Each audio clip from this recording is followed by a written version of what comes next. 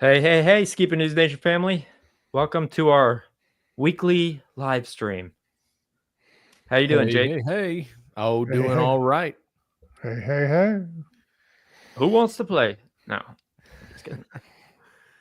Yeah, wasn't that Fout Albert that said that? Hey. I think so. Good old Bill Cosby. Yeah. We all Hey, miss hey, Bill hey. Cosby. Well, hey, man. So I have heard we had a call-in line with some very special questions and people who like the show who called in. So you want to start off with that? Yeah, let's do it. Here, I'm going to add it. Yo, how y'all doing, man? Staying blessed, I hope. Hey, I've often wondered why Antarctica being what it is and having the GPS locations of all the bases and outposts, why someone doesn't put them on a map, space them out with the known GPS locations and the miles between them, and to show without a doubt that the area those places cover on the map that you put together are far wider in circumference than the oceans of our realm. I think that that's something that should be touched on. How about it? Jeremiah, this is Lee Martinez. I'm on Facebook. Been following you guys for a while. Subscribe to your father. Always enjoyed everything he shared. You're blessed to have had a man like that in your life and have him be your father, man. I truly miss him. But I just left a message prior to this one about Antarctica and the GPS locations and all that. But I didn't name or give credit to your dad or just say any kind words about him because it's just, when I heard about it, it was just awful. It broke my heart. I still,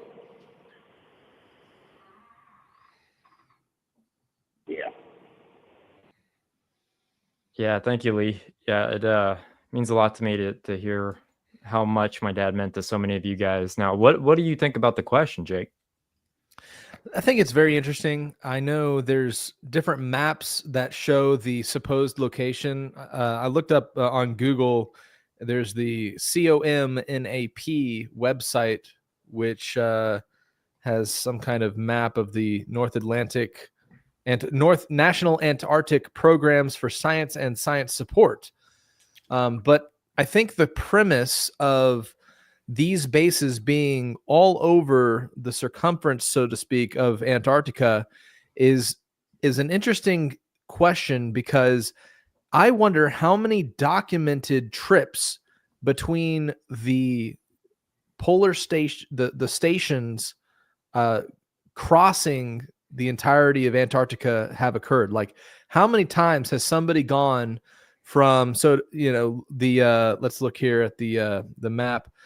Like, how many times has somebody gone from the American substation all the way to the British substation that's on the other side of Antarctica in one trip? Like, how often do people actually traverse Antarctica back and forth between these different research stations? And I would say there's probably not been any travel all the way across from substation to substation. But the question, obviously, I'm gonna have to do some research and look at what the math would be with the GPS coordinates and such. But I know they have like Google Earth and stuff where people can plug in Google coordinates into Google Earth and such, and it's fixed to the heliocentric globular model in the math that the actual model works with. Like, so it would be one of those things where we would have to look at the distance supposedly between the different stations and how long it would take to travel from one station to the other. So very interesting question. Obviously, there's a lot of research stations in Antarctica for some reason, and it's been 100 plus years since the Antarctic Treaty was formed, and this is getting into Admiral Byrd type topics, and we'll have to look into the question a little bit further later on. Sweet. Okay, well, here's our next call. Hey guys, this is Nemo. I think I can prove that Atlantis really existed. So my theory on that Atlantis existed is something I did not ever believe in until I started researching something else about Atlantis. I did not believe that the rings in Africa were Atlantis until I thought about something I had researched before about green glass being in Sahara Desert. Well, the rings, I believe, were Atlantis, and I believe something along the lines of a nuclear bomb or something like a nuclear bomb sunk not only Atlantis, but also Mu or Lemuria, whichever was their enemies. And the reason I think that is because green glass is the stuff that they put in nuclear, I can't think of what it's called right now, but the stuff that's radioactive, it causes green glass, and therefore I believe that Atlantis was in Africa. Peace, love, and chicken grease. I'm out. Peace, love, and chicken grease. Such a good sign off. We love Nemo. We met him at my mom's celebration of life. He's a really good dude. But what are your thoughts about his Atlantis theory? I loved that movie back. I think it was like early 2000s, where Nemo, and they got in that big craft, and they went down under the water, and they discovered Atlantis. I think there is some plausible evidence that there could have been an Atlantis in Sahara, Africa. There's some topography that was discussed in a Joe Rogan episode. I can't remember the actual researcher's name, but from a top-down view from like a satellite, it showed these concentric circles and how the Sahara could have been an ancient ocean. I do believe there was an Atlantis. I believe a lot of the legends regarding Atlantis could either be reference to antediluvian times, where before the flood of Noah, there was advanced civilizations, and the record of these civilizations that survived the flood or whatever then began to be referred to as Atlantis by people after the flood. But there's a variety of answers. There's even more ancient theories. When you listen to some researchers that believe Atlantis is a reference to the age before the age of mankind as we know it today, which it breaks the young earth paradigm. And I don't personally subscribe to that one, but you definitely hear it talked about how the Atlantis, creators were these basically angelic, hyper intelligent beings, and they were met with an untimely disaster. And really, personally, I just think it's referencing a time before the flood of Noah, where mankind likely had advanced technologies and they were gathered together. We see the evidence points that Adam was likely created somewhere in North Africa, and he was then taken and placed into the Garden of Eden, closer to the Middle East area that we know of today. And so if he was created there, and that's looked at as this, we have the pyramids in North Africa, a lot of things that seem to go way back that would point to advanced technologies and stuff. He destroyed that civilization way back then by water. So the whole narrative of Atlantis is it was a advanced civilization that got destroyed by water. And I have seen maps, however, of large continents that supposedly were out in, I believe it's the Indian Ocean area, or I'd have to look up where Lemuria, the continent, it looks like it's off the coast of Africa, like right below the Indian area there in India. Sorry, right below Asia. So that is interesting. I mean, likely there could have been a large continent that sunk at some point. So the ultimate question that we want to ask the viewers is, do you believe that Atlantis was before the flood, or it was another aquatic disaster that happened after the flood? And that's an interesting little, worth digging into further, depending on those two answers. Now, I know Atlantis, if you watch History Channel, they'll give you a different place every time you watch a different show. So that's all I know about Atlantis. But it's a really good theory, and I want to thank Nemo for sharing that. And now to our next question.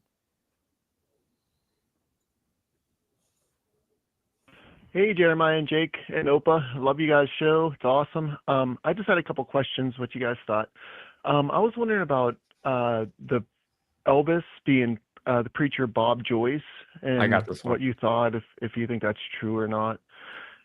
He sounds a lot like him. I don't know. And also, what do you think about Donald Marshall? If you think he's like really goes to cloning centers and writes music, and what do you think? But anyways, love your show. Those are my two questions. My name's Paul Arijama. I'm from Greensburg, Pennsylvania. Guys, and take care. Watch you every week. Bye.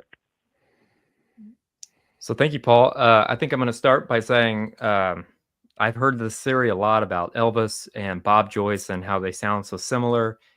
And in my personal opinion, I'm the biggest Elvis fan. And Jake, you know that. Opie, you know that. I mean, you've been here. And you know how much I enjoy his music and enjoy who he was as a person, because he's just so fascinating. But they are not the same person. And I proved that to somebody when we were at Zen's conference in Atlanta. I know that she really believed that Bob Joyce, actually, I think it was Trump and Elvis. So a lot of people think Elvis is a lot of different people, but I've, took the actual sound from them singing the same song, and it's completely different. It does sound similar, but it's two different people. And I think he plays it really well. I think Bob Joyce really plays the part, and he sells it pretty good. But, he doesn't ever say, he doesn't confirm nor deny that he's Elvis. And then the other thing is you can find photos of them at the same time in their life, and they look completely different. So that's my opinion. And, you guys let us know your opinions. But what do you know about that? I think he said Donald Marshall. Do you know anything about that? No? Nope. Well, we'll definitely look into that, Paul. Let's see if there's another one. Hey, Jeremiah, this is Joe Marzano. Just calling to say I noticed the moon moving differently tonight than it has in previous nights, and I come out and look every night. So I don't want to leave a really long voicemail, so hit me up if you want. Thank you. Have a good one, bro. So those are all the voicemails. So he actually called me on Facebook or Instagram or something, and I don't ever answer calls on there. But I said, hey, leave a message on our Skiba News Nation hotline. And you notice anything weird going on with the moon? Anybody? I think that's super fascinating. In past years, I have had friends that reported seeing strange things with the moon. Like one time, they said they were going out regularly looking at the moon, and one evening they went out to look at the moon, and from their perspective, the moon looked like it had reversed and was upside down, and they claimed that they had seen it a certain way every single night, same place, and then all of a sudden one night it looked reversed. But I would be curious, because strange things have happened in the heavens. I know tonight is the Halley Comet meteor shower, so if you guys want a good view of some falling stars between the time of, I believe it's like 1 and 2 a.m.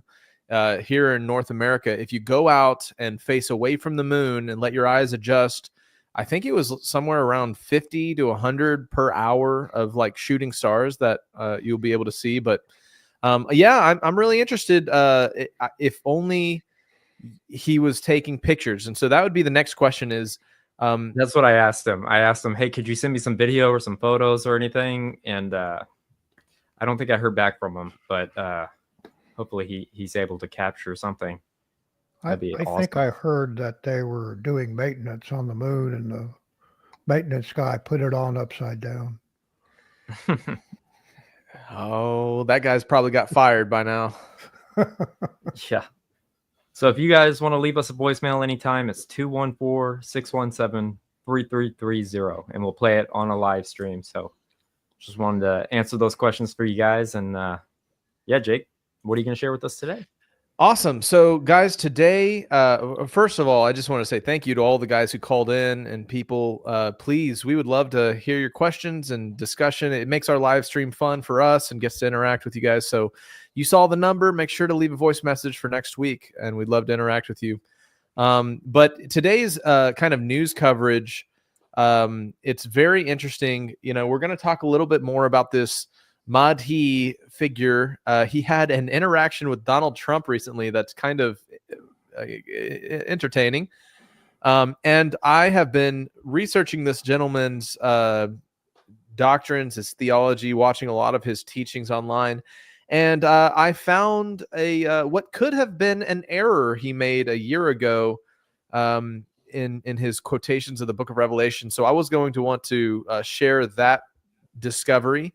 And I wanted to posit the question because he also has put out the offer for anybody to be willing to question him, and that they would respond by video. And so this is my formal video inquiry regarding that topic that we're about to check out. But first, let's go ahead and show, if you guys haven't yet, if you're just tuning in, make sure to like, comment, and subscribe. And if you haven't yet, check out TRUTHERCON.com and make sure to click the stay notified button.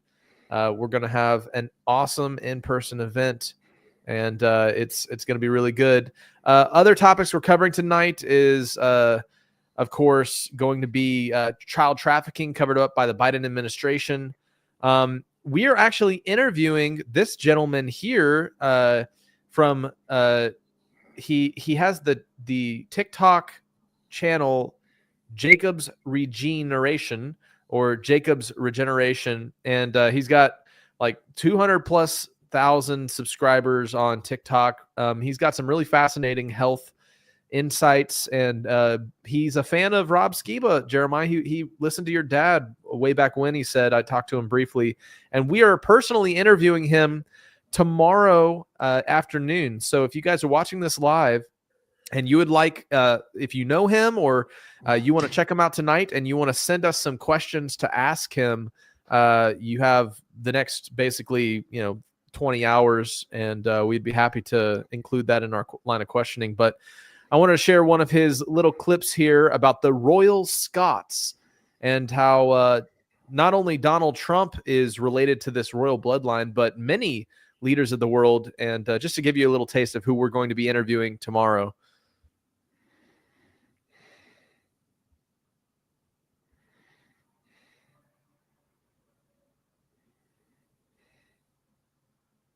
Scottish. And this is part of the Scottish Rite. Remember that Trump is Scottish. And this is part of the Scottish Rite. Remember that the Scottish Rite goes all the way back to King David's lineage. Every king and queen in existence have some relationship to this rite. And this is one of the oldest rites of all the land. And this rite goes back to the Bible. Because the Irish and the Scots, they claim their power from Tia Tephi, a daughter of Zedekiah, comes from the bloodline of David. And whoever claims this bloodline and can prove it, these will be the people who will be in power. And they'll give you some BS story of, oh, hey, this is your VOTE. But we all know that it's not accurate when you go to do that. All of the presidents that exist today are related to each other somehow, some way.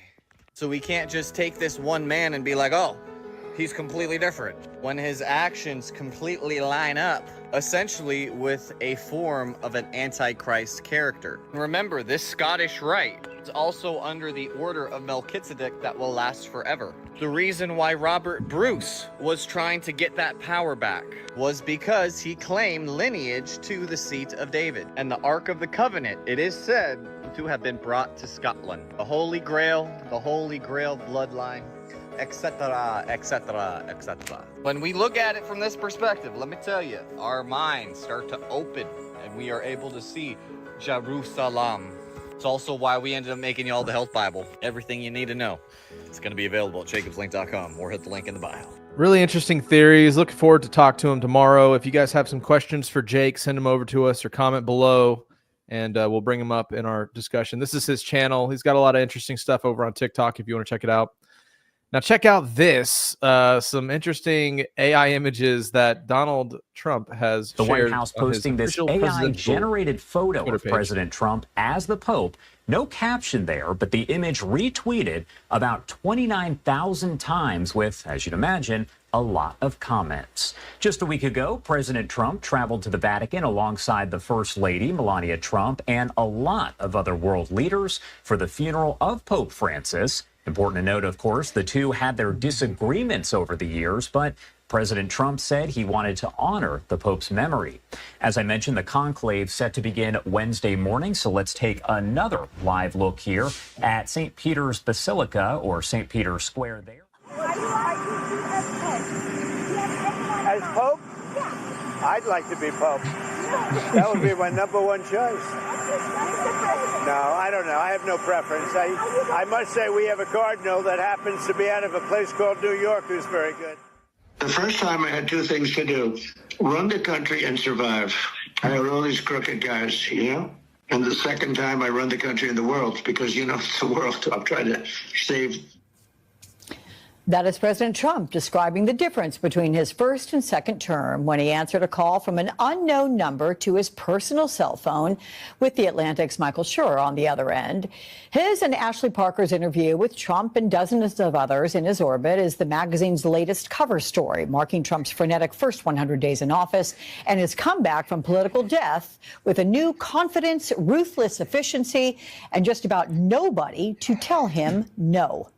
Joining us now, staff writer at The Atlantic, Michael Schur. And Michael, we're so glad to have you on this. You cold called the president bold, and he not only answered, he spoke to you after attacking you on social media, and we have just gotten the audio of some of this call. Let's listen together. Hey, how do I get Trump's personal cell phone number? Jeremiah, we got to find this number. Apparently it's out there somewhere where, you know, reporters can just call him willy-nilly. Yeah. Sorry, Hello, Hello, that's cool, right? This is Michael. Hello, is President Trump there? Who's calling? This is Michael Scheer. I'm a reporter for The Atlantic. You wrote. Oh, I know who you are, Michael. I know who you are. You never write good about me, Michael. Never, ever. And we end today with First Lady Melania Trump. If you thought conspiracies about the Trumps were over, well, think again. The Melania body double saga has resurfaced, and this time it's the First Lady's appearance at Pope Francis' funeral that has everyone buzzing, from sunglasses to you guys think Melania had a body double? Social That's media been the latest conspiracy. Back in action, questioning, they tried that in is it 2016. really her, or is it just another lookalike pulling the strings? Here's the story with more. Let's see. In the grand edition of American conspiracy theories, another old favorite has made a dramatic comeback. It is the Melania Trump body double theory. Because why deal with real problems when we can spend hours online analyzing hat brims and sunglass reflections? Melania Trump has once again found herself at the center of the internet's favorite guessing game. Is it really her? Speculation roared back to life after she appeared alongside President Trump at Pope Francis' funeral, dressed in a somber black blazer dress and veil. During last year's campaign, about how different and, in their words, more dangerous a second Trump term would be. And I think from a Democratic point of view, they were understating the case. Trump had come back from an enormous deficit. If you remember, the weeks after January 6th, you have a number of Republicans in the Senate voting to convict him after his impeachment. You have social media companies banning him, corporate America shunning him, the golf tournaments turning away from his golf courses. And he was able, and we all know the story, we all lived through it, to regain the presidency. And I think that has emboldened him. If he could take those blows and come back, he kind of feels like, and not to mention the assassination attempt, he kind of feels like he is able to and should do sort of the broadest ambitions of his policy. And that is, as he told us, not just to transform the country and the way the government is and the way the executive branch works, the office of the presidency, but also to really intervene in a way that American presidents recently have not in remaking the world order. I'd like to be Pope. That would be my number one choice.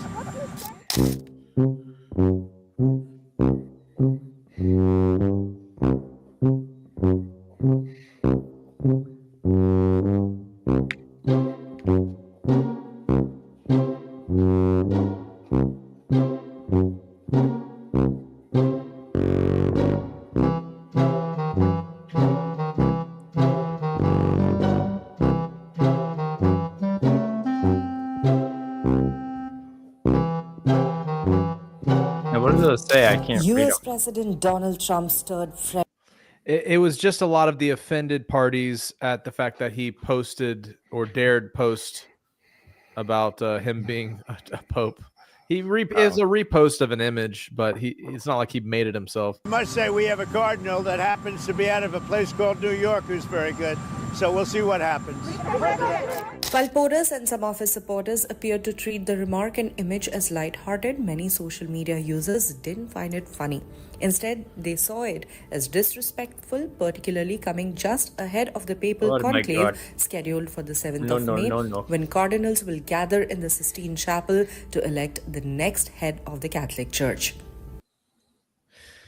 Okay, so I wanted to share that because this was a message from the Mahdi figure from the Mahdi religion of light and peace. But it's from the Mahdi Has Appeared channel. And it's a message to Donald Trump from the true Pope. Dear Father. Wa alaikum assalam wa rahmatullahi wa barakatuh, my dear sister and companion Tiffany. Assalamu alaikum, Father. Wa alaikum assalam wa rahmatullahi wa barakatuh, my dear brother and companion Joe. Thank you for having us here today to talk to you. Thank you for having me. We have a question for you, basically. And to preface that question, I just wanted to say there's a lot of noise on social media. There's a lot of discussion about the speeches that you've made recently, where you came forward and you declared that you're the true and rightful successor to Jesus Christ and you are the true Pope. This news has spread like wildfire across social media. This is a conversation that is ongoing. All of these influencers and people who are in the conservative Christian world have heard this news and they're discussing it. They're discussing it at length. People are making accusations. People are looking further into your claim. And it's a very interesting time that we're living through right now. And I think that there's no such thing as coincidence. Even the President of the United States has entered this conversation. Yeah, absolutely. I mean, it's a frenzy. It's gone viral. There's no doubt that it's reached every small home, every big city, major influencers, major platforms. There are some people who are clout chasing. You see these people who have 20, 30,000 views per video, and now they're talking about you. They're getting millions. But we also see major conservative Christians, like Michael Knowles from Daily Mail, that's linked with Ben Shapiro. All of the influencers in the Christian world that are talking about you are all, it's a Trump base, so it was definitely no coincidence that we see that video that came out, that interview, where somebody said, what do you think about Pope Francis' death? He said, well, I'd like to be Pope. So we clicked onto that certainly he's heard about this news after your speech to the Christians. And after that great miracle, after Pope Francis' death, a lot of Christians are confused, they're scared. Some of them are calling you the Antichrist, they're mocking, they're attacking, but there's also a lot of Christians who are seriously looking into this call and this matter. There's other Christians linking it to the Malachi prophecy. We see that a lot. So we know that this is the major talk right now amongst the American Christians. And then lo and behold, we wake up this morning and what do we see? We see that Trump actually posted on his official Truth Social site an AI image of him as Pope. And quite frankly, we just believe that he's trolling you at this point. Yes, we do. And we were just wondering if you had anything to say on the matter, any sort of feedback that you could give us about what's going on. So I think that I would like to take the opportunity to actually do something that the Prophet Muhammad had done before, and that was when the religion of Islam had first started. The Prophet Muhammad he actually addressed the different kings and emperors of the world, and he sent them letters and he sent them messengers inviting them to the religion of God and the religion of Islam. And I would like to take this opportunity to address the Emperor of the United States of America, Emperor Trump. I would like to invite him towards the Ahmadi religion of peace and light. I would like to invite him towards the Dawah and the religion of Imam al-Mahdi, the seventh covenant. If he does so, he'll find in their goodness. He will have an opportunity to be a great ruler. He won't have an opportunity to be Pope, unfortunately, because I already claimed that. And so the person who claims it first is the true claimant, and the person who claims afterwards is a false claimant. So he cannot be the true Pope. I'm the true Pope. That's done. It's over. It's non-negotiable. And I'm the representative of God on earth. But in all seriousness, I do invite him to contemplate over the proofs of this dawah and to investigate the claims that I'm making, and to not be like those who have gone down in history mocking the messenger that emerged in that time. At that time when the Prophet Muhammad invited the various people to the religion of Islam, there was barely any followers. Now there's 2 billion people on the planet that follow the religion of Islam, and this religion, the Dawah of Imam Mahdi, will expand at an exponential rate much faster than the religions of Judaism, Christianity, and Islam. So I wish him the best of luck, and to his base of support, and I invite them all to this religion and to investigate it. So I shared that just because the humorous interaction between him and the claim of Trump's meme and him shooting down Trump as a false claimant because he seconded his first claim, which I guess it's the first to the finish line kind of deal. Yeah, I didn't know that's how the Pope worked. It's just whoever says it first is Pope. Yeah, I mean, I guess so. At least that's what Abdullah is claiming here. Well, Charlie claimed it first, so I don't know. Those claims may not be accurate. This next video is his extending the invite for people to ask questions, to engage with him, and so I want to share this first because I've been reviewing his content, and we have somebody, Ronan Torah here, claimed Pope to be Pope 3 years ago. Well, see, I don't know if it's just finders keepers because the old Pope was still alive. So I think it's like upon the death of the previous Pope, as soon as that happens, if you jump on it, it's all yours. It seems to be how it works. But yeah, unless the false Pope was in fact a imposter, then Ronan, you might have had a shot back then. But anyways, so this next clip is him extending friendship and peace and welcoming questioning. And I want to show you guys something I found in some of his my love material and my from a year ago. My most profound respect to all of the Christians worldwide, especially the Christians of America, because I do love them and I do come from there. And I want to send my love to all of the Jews worldwide, including all of the Jews in Israel. I think that there's a lot of good people that are over there, and it would be a huge mistake for any group or any nation to just accuse one party or one country of being evil. We can't do that. And also, I want to extend my love and most profound respect to all of the great Muslims that live all across the Middle East and across the world, and as well as to the Hindus and the Buddhists and everybody else. And inshallah khair. I love you all very much, and Inshallah, let's try to bring forth from this point forward fruitful conversations. And anybody who wants to talk to me about anything, I invite them to come to the table. I'm just saying that give me a chance to explain. Sit at the table with me and let's talk. Present, ask, request, what do you want us to talk about, and we will talk about it. Make videos and let us make videos in response to it. Let's arrange something. Go ahead, travel out here and let's sit at the table and have a conversation. Let's do something for the betterment of all mankind. I extend. So, just like he said, he's extending the invitation for questioning, and I've tried very hard to not come across mocking in the way that I presented this figure. Initially, I think it's important to identify what somebody is teaching, what they're claiming. And so I've been very thorough, well, not entirely thorough. There's hundreds and hundreds of hours of content that they've had online.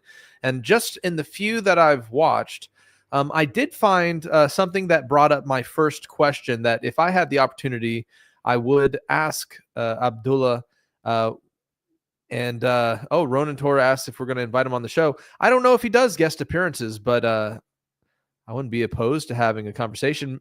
Maybe we could get Ronan Torah on here to have a conversation with us. But anyways, what I found was in his teaching titled The Lost Tribes of Israel, and my name is Ahmed, which is obviously an interest to me just based on our understanding of the Ephraim awakening and some of the very things that your father talked about, Jeremiah, that I fully agree with. The concept that the northern house of Israel spread across the earth does not fully represent all that have come back to the nation state as it is. And he addresses a lot of things that I can agree with. But in his teaching, I found an inconsistency.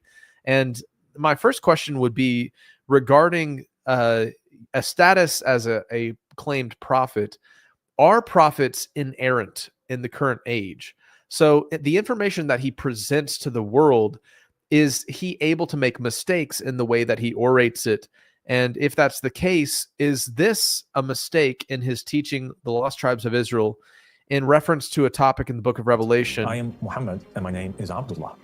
And then he says, and I am Muhammad. That's what the old tribes of Israel end up being gathered again. And so he's talking about here at the end of the video, the prophetic regathering of the 12 tribes of Israel as referenced. I believe he's referencing the book of Revelation. And in this, he mentioned something that stood out to me because I've had this question for a long time. And you'll see it here in a moment. When Jesus returns, yeah. When Jesus returns, yeah. And when the Son of Man, the states, gathers them. Yes. And there are 12,000 from every one of those tribes. 12,000 from the tribe of Judah, 12,000 from the tribe of Simeon, 12,000 from the tribe of Reuben, 12,000 from Dan, and... All right, so there we go. He mentioned in the end times that there will be a gathering of 12,000, 12,000, 12,000, and the only place we see the specific number, 12,000, 12,000, is in the book of Hiseon or Revelation. And he mentioned specifically the tribe of Dan is one of the tribes gathered. And this is a question for me, because when you read the book of Revelation, of all the tribes gathered, the one tribe that is not specifically mentioned is the tribe of Dan. And yet he's claiming 12,000 from the tribe of Reuben, 12,000 from Dan, and that 12,000 from Dan will be regathered. And yet when we read the text, the book of Revelation, and I'm, of course, I'm open to learning, but as you see here, the tribe of Dan is missing from the list of 12 tribes sealed in the Revelation 7 chapter. It doesn't explicitly state why. And so my first question would be, one, was this an error in your description of the book of Revelation?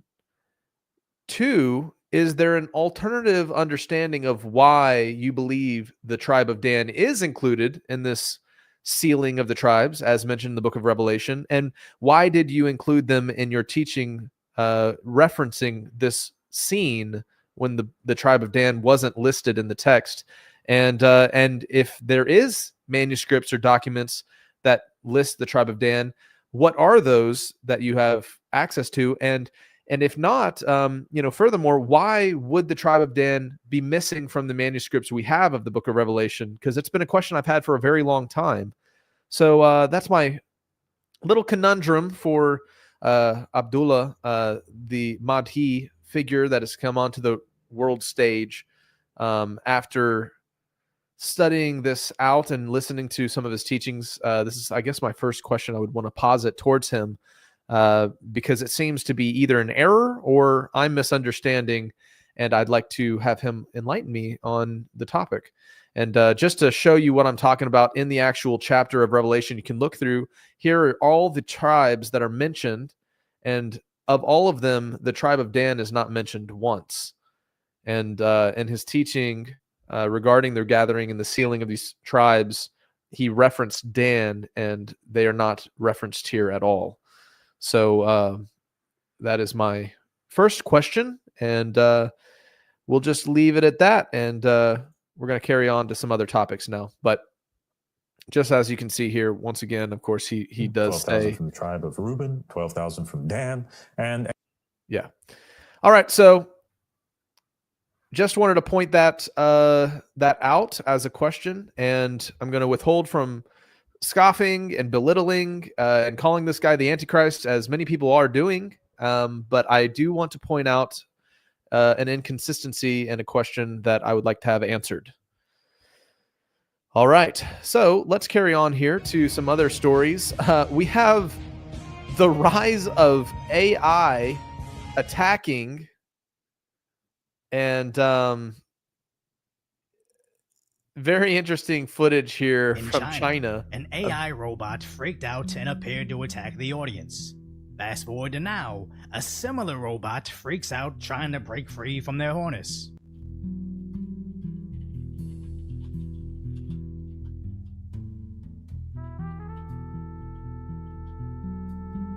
As this may truly be the beginning of the end, as once humanity built these robots, even when they looked like adorable dogs, we immediately began mistreating them.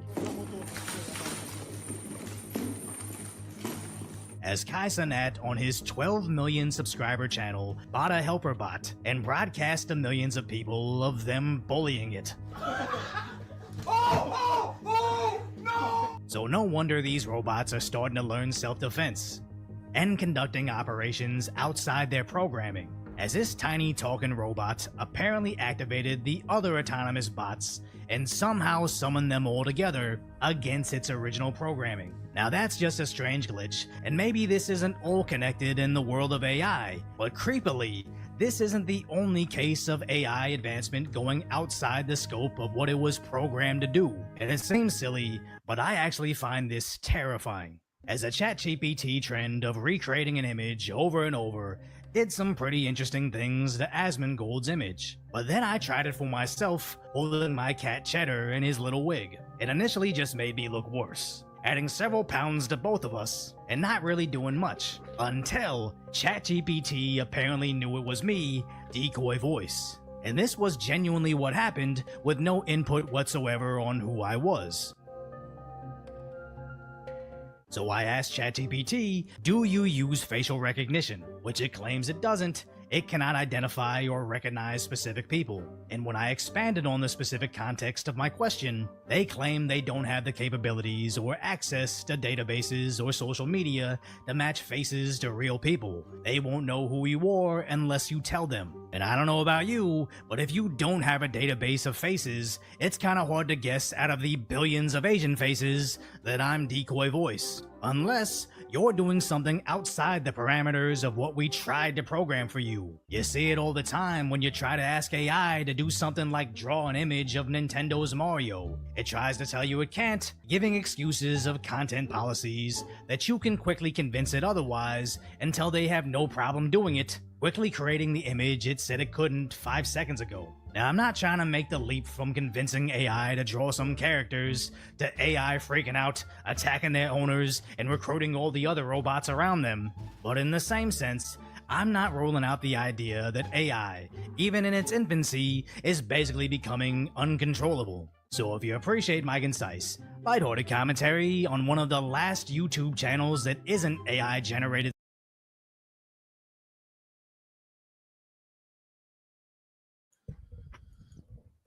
Okay, so what do you guys think about that AI robot attacking its creators? How insane. I mean, we all knew that was going to end up happening, and the whole Chat GPT thing that does like photos, and it does creepily know things that it shouldn't know, because like it knew that me and Lindsay got married the day after we got married. It was so strange. Yep. Yep. Oh, very interesting. Here's a interesting analogy of the danger of following the crowd that I want to share with you guys. It's not the fire that's dangerous, it's blind obedience. Check out what they can do with this flock of goats.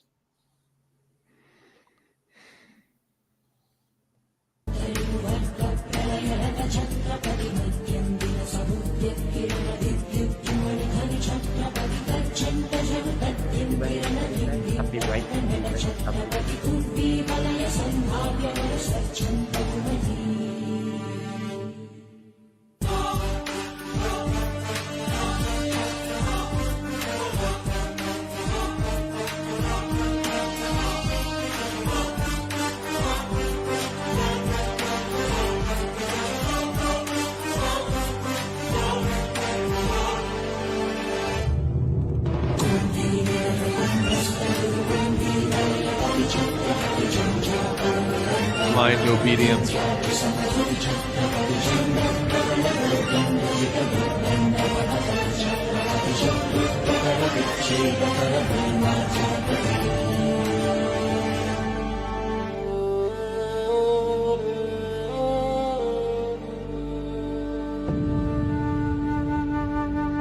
Wow.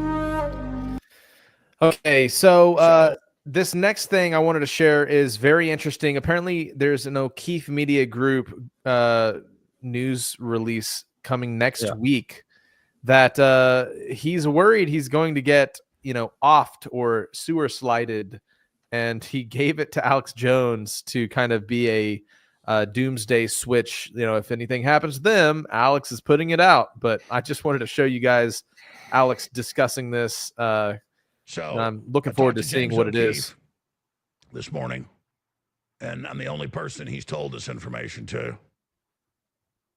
And he and his crew are going into complete hiding.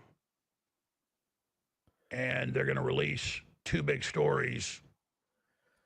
He said next week. I said, you got to release this right now. And I said, so let me guess, you called in case they kill you, right? And he goes, yeah. 2 big ones. Both gigantic, one much bigger than the other, much more dangerous. I mean, I would say these stories this information's more dangerous than everything he's broken before combined. If anything happens to me, I didn't commit suicide.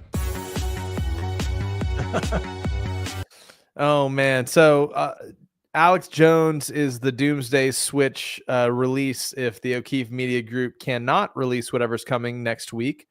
So that's very interesting. And what this reminded me of course, was the Jeffrey Epstein accuser victim who recently had an incident, and her father came out saying that he doesn't believe she actually did it and that there was foul play.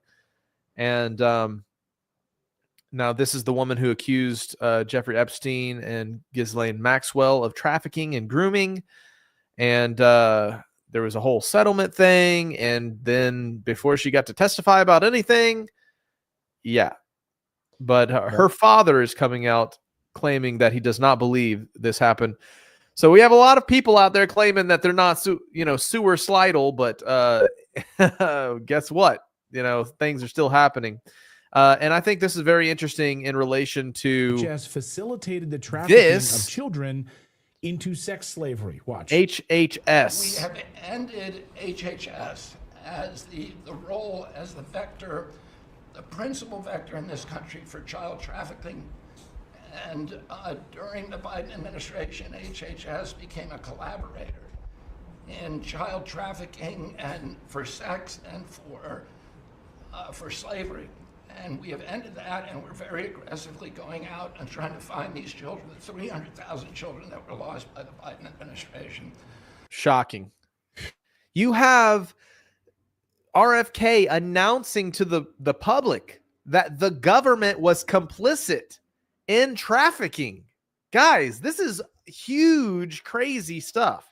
And, you know, it's being covered. Trafficking Alliance, and has been watching all of this unfold. Very shocking. Part that I would hope that we're all going to focus on, because not only are they failing migrant children and migrants themselves, whether they're adult or children coming into the United States getting trafficked, but we also have an American problem here in the United States with our broken system, and especially with our tax dollars going towards a resource that we all think is helping victims of human trafficking. But it was only Republicans who in Congress asked Alejandro their Mayorkas code or words, spoke the CIA. to whistleblowers. Democrats seem completely uninterested in it. All they care to do for migrants is just set them up in a community and give them a social security. Yeah. Why is nobody interested in this and blasting it everywhere? The fact that this was just uncovered. Man. Solution. That's crazy. Yeah. Well, I will say, I'm sorry to follow that up. I will say that we've seen a lot more action in the first 100 days of his administration than we have in the past 4 years of corruption. Right. Yeah. And you have to stop the bleeding at the border first. Yeah. So obviously it's all in relation to this ongoing border and migration crisis that has been, exponentially made worse by the Democratic Party trying to get basically future voters over here. And, have they resorted to trafficking voters here now? Is that what it's come down to? They're just like taking children from other countries and be like, vote Democrat when you grow up, right? It's like crazy. This next clip is of the DOGE meeting that went on, and a figure kind of describing how blatant and ongoing the uncovery of the abuse of monetary systems of the U.S. government have been. And it's crazy. But this is one of the more concurrent, ongoing reports that just recently came out showing they're uncovering so much. We'll say what do we get done this week? Want to go this way? Sure. No, we start with you. Sure. So actually, a lot of great work at the Treasury this week. One of the crazy things with regards to the Treasury is that when a payment is made, and the computers at the Treasury actually pay about $4 per year, like crazy amounts, there was formerly not a budget code on there. So if a payment was made, you didn't know actually what it was for. It could have been for anything. Yeah. There was a $4 billion COVID fund in the Department of Education, and there was no receipts required, so people could just draw down on it. And when people looked into it, this wasn't us, this was before us, they found that money was being used to rent out Caesar's Palace for parties, rent out stadiums, et cetera. And so the one change that DOGE made with the Department of Education is we had the simple requirement that if you draw down money, you must first upload a receipt. That was the only change that was made. You must upload your receipt. And upon doing so, nobody drew down any money anymore. Yes, but we didn't say that we'd check the receipt. You could send a fake receipt. You could send a picture of your dog. Anything. But as soon as we asked for anything at all, suddenly the requests were like, oh, we don't need it anymore. Huh, that's interesting. They were renting Caesar's Palace. Yes, they were like basically partying on the taxpayer money. Stadiums. Yes. Leasing stadiums. For what? Oh, for man. Parties, basically. For parties. Yes. Government parties. Big party. It's a big party. You'd think if you were stealing, you'd start small. They do start small. But then what happens is over the years, so generally the fraud starts out small and they try to hide it. But then year after year, if nobody stops the fraud, it gets more and more brazen. And every year it gets bigger until they're literally renting out stadiums. Like What's that, $1 million to rent out a stadium? Fraud in flagrante delicto. Okay, we're talking at scale. This is driving me crazy. Oh yeah. When you find these things, do you guys get mad? You're like, yes, I got one. How does it make you feel? It's so common. It's so common. You're like used to it. I mean, you just get so numb to it. Like, unfortunately, like the 100th time you've heard it, it's hard not to get a little numb. Yeah. You know, but and by the 200th time, you're like, well, okay, it's just another day at the office. We checked. Wow. Oh man. So suffice it to say, our whole government system is obviously corrupt, and no matter what people have to say about Elon Musk and DOGE and Trump and whatever your theological or eschatology positions are, it's just so refreshing to see that some of the stuff's coming to light. And man, something we've known all along. I mean, everybody knows that the government's been ripping us off. Oh yeah. Well, that was the last story for today, guys. But we have several hundred people watching. Well, we had a moment ago until our numbers just bumped down. But anyways, if you guys who are watching, please click the like button and share this out with your friends and family, and make sure to call in to the call-in number for next week's broadcast, because we love to interact with you guys. But Jeremiah, I see we have a special promo here. Maybe we can wrap up with that. Yep. This is my new book, guys. If you buy it from our website, you'll get you'll get a signed copy, special edition. So check this out. In the mail today, so can I open it up? See what it is. Look at that. Charlie, look at this. Look. That's you. Charlie's Big Adventures Around the World or Not. Does that come out? We're gonna flip through it. Look at all that. That looks really good. Look at those things. Here they are. The two famous boys.